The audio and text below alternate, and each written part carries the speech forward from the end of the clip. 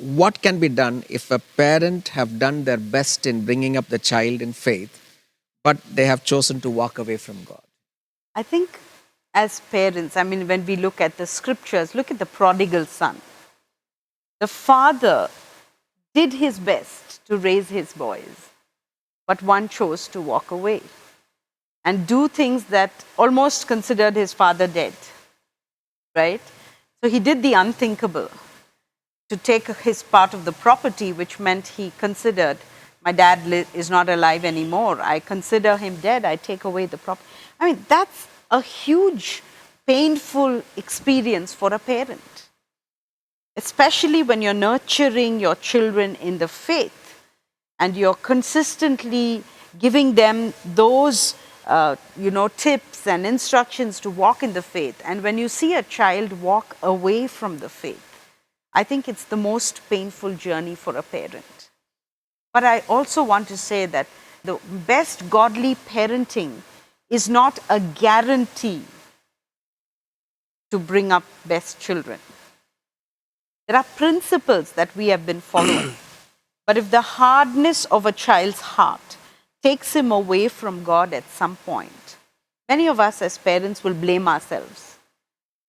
Look at what the father did in the story of the prodigal son. He waited for his son to come back.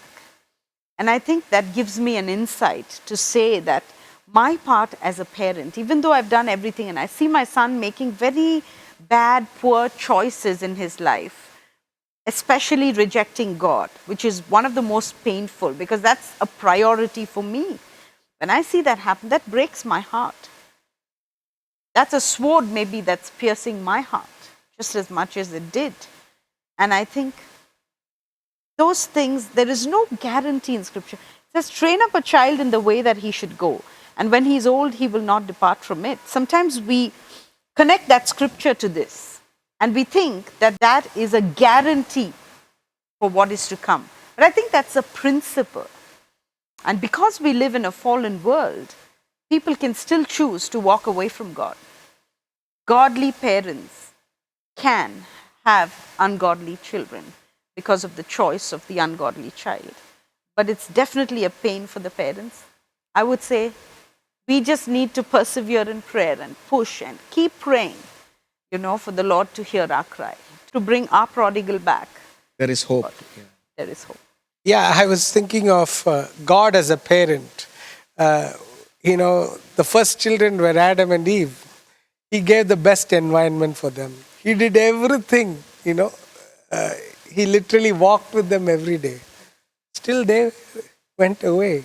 They fell away from God and they disobeyed, they rebelled against God. And so, as a parent, as Father in heaven, I'm sure he went through the first disappointment with us human beings. Right. And so I think, how did God respond? He didn't abandon us. He still went in search of them. Still, asked, where are you? And then made clothes for them. He realized they are hiding and, don't hide, come out. And then, giving them clothes.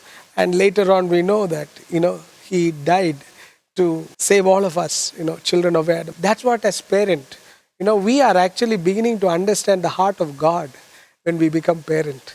And that will help us to be better parents, to be imitators of Christ in our own life.